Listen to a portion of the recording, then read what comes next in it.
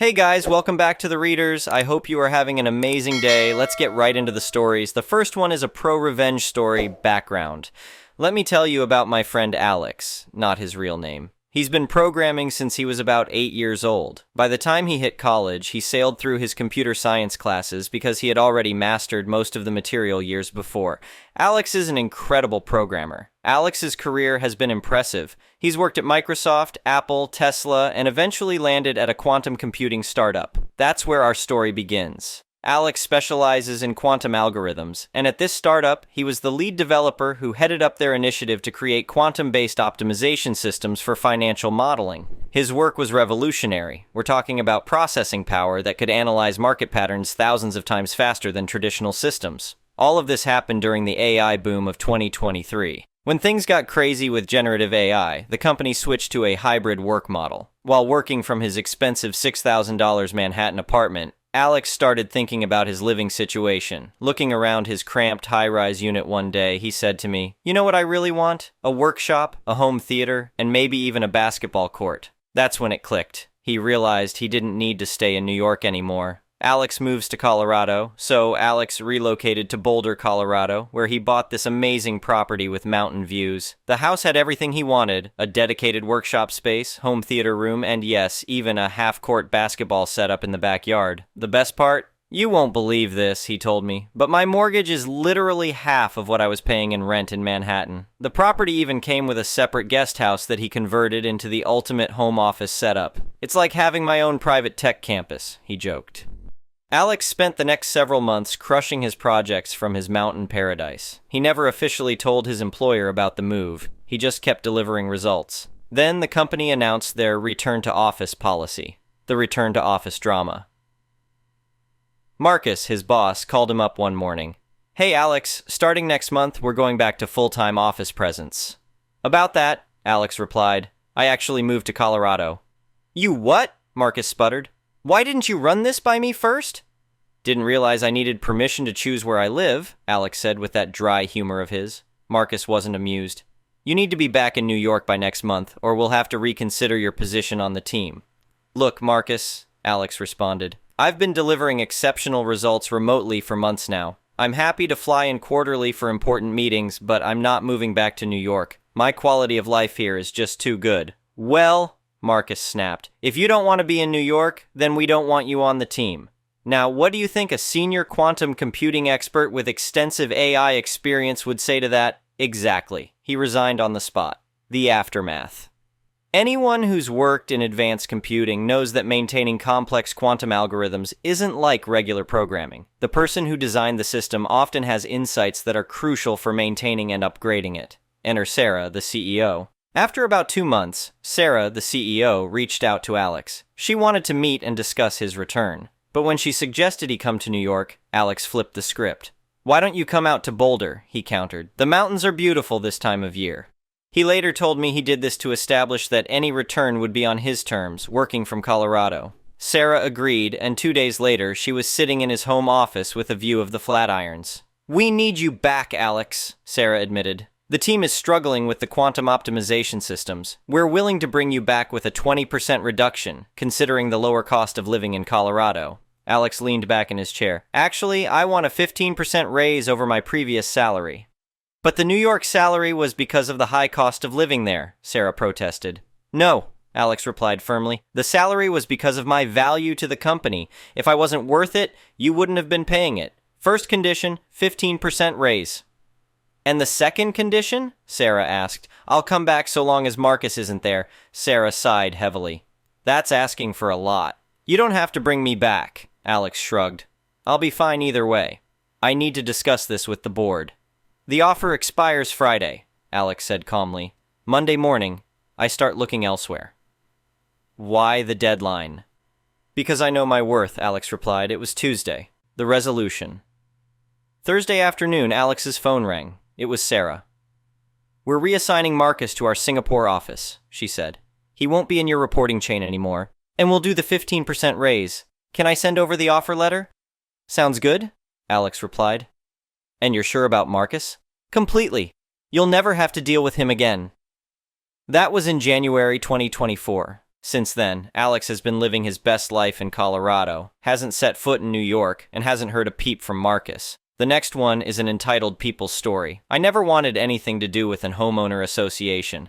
That's exactly why I bought my house in a non-homeowner association neighborhood 5 years ago. Well, at least it wasn't homeowner association when I bought it. Everything changed when a group of neighbors decided to form one last year. I work as a contractor and I drive a Ford F-250 that I use for work. It's not the prettiest truck. It's got some scratches and dents from job sites, but it runs great and helps me earn my living. I always park it in my own driveway, never had any issues until the homeowner association formed.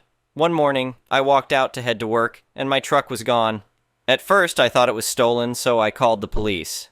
That's when I noticed a small paper that had blown into my yard. It was a towing notice from Valley Towing Company. The reason listed was commercial vehicle violation of homeowner association regulations. I was furious. I immediately called the towing company and they told me the homeowner association president, Karen Smith, had authorized the tow. They wanted $380 to release my truck. I had no choice but to pay it since I needed my truck for work that day. When I got home that evening, I marched over to Karen's house. She answered the door with this smug look on her face. "Your commercial vehicle is not allowed in this neighborhood anymore. We have standards now," she said before I could even speak. "I'm not part of your homeowner association. You can't tow vehicles from private property without authorization from the owner," I told her. She just laughed. "Everyone in the neighborhood is part of the homeowner association now. You should have read the notices we sent. I never signed anything. You can't just force people to join an homeowner association. Well, we had a vote and the majority agreed, so you have to comply with our rules now." I went home and started doing research. I found out that they couldn't legally force existing homeowners to join a new homeowner association without their consent. I called a lawyer who specialized in property law and homeowner association disputes. He confirmed that the towing was completely illegal. The next day, Karen had my truck towed again. This time, the towing fee was $425. My lawyer sent them a cease and desist letter, but they ignored it. Over the next 2 weeks, they towed my truck 4 more times. Each time I had to pay to get it back. We filed a lawsuit against the homeowner association board members personally, the homeowner association itself, and the towing company. The lawsuit cited illegal towing, harassment, theft by conversion, and several other charges. We requested damages for all the towing fees, lost work time, legal fees, and punitive damages. In court, Karen tried arguing that they had the authority to enforce homeowner association rules on all neighborhood properties. Her lawyer presented their homeowner association formation documents, but they clearly showed they could only enforce rules on properties where owners had voluntarily joined. The judge was not impressed. He pointed out that towing a vehicle from private property without the owner's consent is illegal in our state, regardless of any homeowner association rules. He also didn't like that they continued towing after receiving the cease and desist letter. The judgment came down hard on them. The homeowner association board members were ordered to personally pay back all my towing fees plus interest. They had to pay my legal fees, which were over $8,000. The judge also awarded me $25,000 in punitive damages for their willful and repeated violations of the law. The towing company lost their license for 6 months and had to pay additional damages. Karen resigned from the homeowner association board the next day. Several other board members quit too. The remaining members voted to dissolve the homeowner association completely after realizing they could be personally liable for illegal actions. My truck now sits proudly in my driveway, and nobody bothers me about it anymore. I use some of the settlement money to give it a new paint job. It looks better than ever. Every time Karen drives past my house, she looks the other way. I just smile and wave. The best part? Several other neighbors who had been pressured into joining the homeowner association used my case as precedent to get out of their homeowner association contracts. The whole thing fell apart within months. Now our neighborhood is back to normal, with everyone minding their own business and respecting property rights. I learned that sometimes you have to stand up to bullies, even if it costs time and money up front. In the end, justice prevailed and I helped protect not just my rights, but the rights of my neighbors too. That makes all the hassle worth it. The next one is a petty revenge story. I just read a post on here and a comment reminded me of this story. A friend and I traveled a short distance by train to spend a day off just enjoying an extended walk, light hike. The train commutes back and forth between 2 cities and we wanted to get out before the final stop. We boarded, found adjacent seats, and started our ride. The train started filling up after a few stops. At about half point of the journey, she went to the loo while I played with my phone, but not before placing her bag on her seat to make it clear it's reserved. A minute or so later, next stop came. Some dude our age must have boarded, taken a look around, and seen me in my friend's seat. He came up and without further ado went, "Move your stuff or I will." I was really taken aback because who does that instead of asking, "Is this seat reserved?" or something. I sadly didn't have a beautiful clapback and didn't call him out for his rudeness. I just said, "That's not my stuff. My friend will be back in a minute." He didn't even say anything, let alone apologize, just glared at me and remained standing up. My friend came back, later I went to pee, and when I came back she told me that our stop is in a few minutes. I saw the dude shift. Obviously I can't know why, but I like to imagine he was preparing to take our seats after our imminent departure. That was when the pettiness arose in me and I asked my friend, "You know what? How about we start the hike a bit later and first go the remaining distance to the final stop, get a coffee and a Franzbrötchen?" She said, "Sure, why not? We have the whole day and it's a long time since I had a proper Franzbrötchen." For clarification, that's a type of regional pastry traditionally made in Hamburg. That's when I couldn't resist turning to look at the dude who now looked pretty furious, and I couldn't stop myself from laughing, which he obviously saw. The Franzbrötchen were delicious, and my friend laughed her ass off when I later told her how I got the idea of making the loop to Hamburg. The next one is a malicious compliance story. Happened at my last job, but was reminded of it this morning. The backstory? I worked in a middle management position that coordinated an after-hours care program for adults. I had a micromanaging dinosaur for a boss. Let's call her Hetty. Hetty oversaw the day operation as well, and I shared an office with the direct manager of that program. Given they operated at different times, we often shared clients. But as I did my admin work during business hours, I often briefly visited the clients in their day activities to ask them about their preferred activities for my program. I had no real opportunity to consult them at any other time, particularly as Hetty decreased my allotted admin time further and further. She just loved tightening the noose and took particular delight in nobody ever being able to get comfortable in their role, firmly believing that if she kept us all on our toes, she would get more work out of us. It was stressful and incredibly draining. Another strict rule of Hetty's was that despite female staff being allowed to provide personal care, showers, changing, etc. to male clients, she did not allow male staff to provide intimate care to female clients. This will be important to the story, and yes, I'm fully aware this was gender discrimination, and I argued the point multiple times but was overruled. The only thing Hetty loved more than setting arbitrary rules was catching us out breaking them. It was near impossible to work the position without breaking any of her rules, one of which was that I was not allowed to involve myself in the day service. Involvement basically constituted me being anywhere out of my office and near clients during the day. She would sneak quietly around the building, listening around corners, and then leap out suddenly to catch the offender. One day, one of the clients would be transitioning from the day activities straight into my program for the evening. The entire premise of the program was client choice. And as such, I needed to know what my client would like to cook for dinner so I could purchase groceries before I clocked off. I was discussing it with the client when Hetty zoomed in around the door and asked to see me in her office. She dressed me down for interfering in the other program and told me in no uncertain terms that I was to stay completely away from it and in my own lane, or I'd be facing disciplinary action. Fine. I knew it would come back to bite her. Mere days later, the day program was winding up for the day, with only a few late-staying clients remaining along with one male worker. One of the female clients had a need for a change of clothing. The male worker came and knocked on the door of my office to let me know the client needed changing. Cue the malicious compliance. Worker.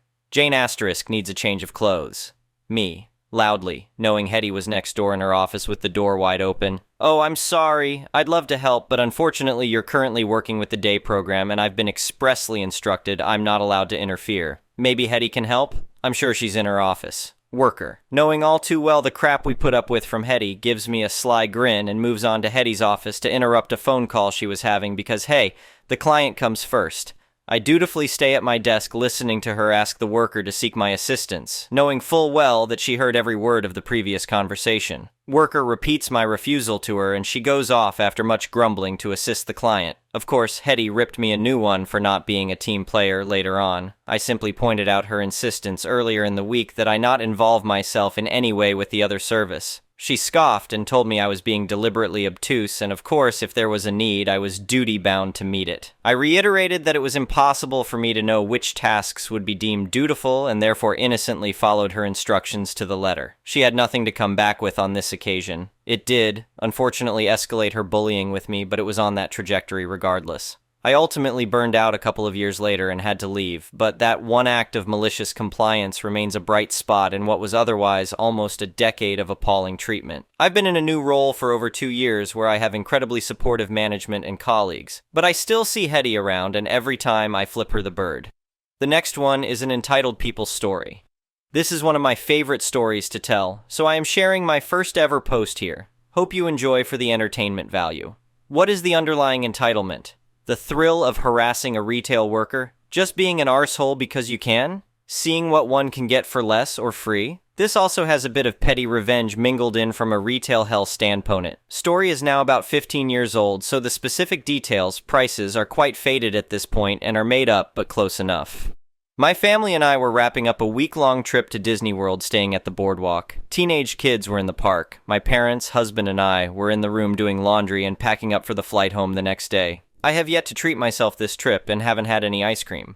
Husband agrees for the need, so the two of us head down to the boardwalk sweet shop. As luck would have it, the store was thankfully not crowded. It was fairly late, with one couple in line in front of us already being helped, and husband and I queue up behind them. There are 3 employees working behind the counter, and all seem to be totally preoccupied by the couple in front. This is a mid to late 40s white American man and woman, both well-groomed, neatly dressed in what I would describe as preppy, with polos, sweaters tied around necks, boat shoes. The guy was wearing a Boston Red Sox hat. She has a nice handbag. Definitely seem to be vacationers like us.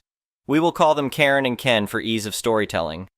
I notice that Ken is a bit agitated and is shuffling about nervously, looking from Karen, then back to me, then to the store employees, and back again. It's at this point I start to pay attention to the conversation in front of me.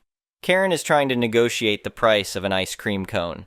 In Disney World. I mean, if you need to get a discount on a dessert, maybe you don't go to Disney. We certainly aren't wealthy and save for the trip, but $0.25 off an ice cream cone isn't life-changing in these circumstances. Karen, how much for a cone with 1 scoop? Employee, still $3.50. Karen, what about $3.25? Employee, no. Ken, shifts stance repeatedly. Karen, if I get 2 scoops, can I get it at the same price? Employee, no, it would be more. Ken, glances back awkwardly. Karen, what about 1 scoop in a cup? Employee, still $3.50. Karen, can I get it for $2.50? It's at this point I realize this has been going on for a while, way before we got there, and has continued for a good 5 minutes since we arrived. All 3 employees are just staring at Karen and her antics, quite like a deer caught in headlights. Ken looks like he's going to stroke. My husband at this point bails on me. He, zero patience, doesn't need ice cream that badly, and has said so before leaving.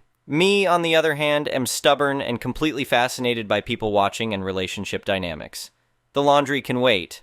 And I really wanted ice cream. Ken seems to be out of his league. He's more geek and less handsome than she is pretty. What's the basis of this relationship? Is it more about marrying for money or status versus love or affection? What's so important about a discount? There doesn't appear to be a financial need. I mean, I am not adverse to helping out when warranted or appreciated. Why the hard sell? So many questions. Finally, one of the employees, oldest of the 3 males, manager or owner, finally snaps out of the Karen show trance and realizes there is another customer to ask me what I want. The other 2 employees are still trying to serve Karen/Ken, and I have to step between them to be handed my cone as they are blocking the register area. I am about a foot away from Karen. Me, thank you.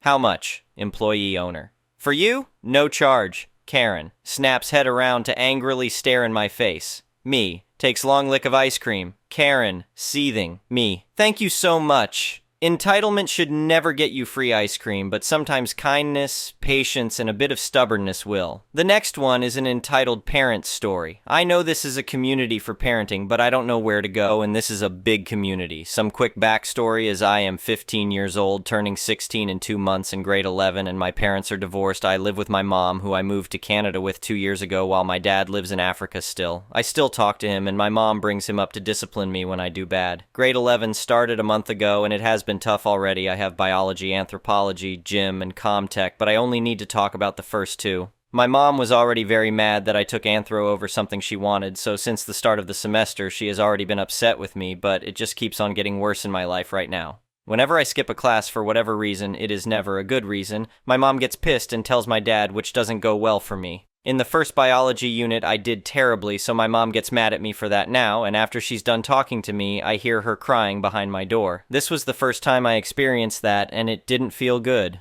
Over the past month, the way she talks to me has changed, the way she looks at me, the way she talks about me is all different. It led me to feel like she regretted having me. I hated the feeling, and she at this time brings up how she thinks there's a problem with me mentally, and how she doesn't believe I am a part of this family. Now this week, I believe I have hit rock bottom mentally. So I skipped my biology test yesterday for a dumb reason, but I didn't have a calculator, and our teacher before said you will fail if you don't have one. So I skipped it in hopes he will let me do it today. He emails my mom, and at this point, she doesn't want to talk to me or look at me. That shattered everything I thought I had left in my mental state. Today, I know stupidly I skip anthro because I wasn't done my presentation we were doing today, and my teacher tells me he is not letting me do the test and will just put it as an incomplete. Now, about 15 minutes ago, I hit rock bottom in my mind. My mom goes on how I am, an embarrassment to my name and her, how no one cares about me and no one ever will. She won't give me anything besides a meal and a shelter. She will take her and my sister, who goes to uni, and move wherever they want and pull me out of my school because I am still a minor. She implied that when I am 18, I am out of her life. She hates me, is disappointed in me,